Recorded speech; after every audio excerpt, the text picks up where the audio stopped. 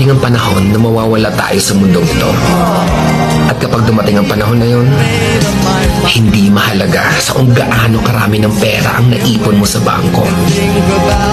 Hindi rin mahalaga sa kung gaano ka successful sa trabaho or sa business mo.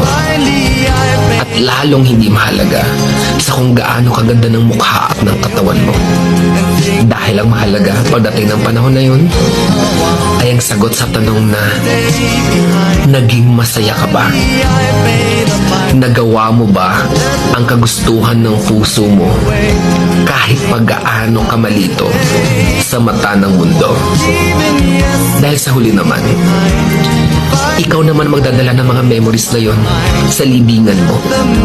Hindi naman ang mga tao sa paligid mo.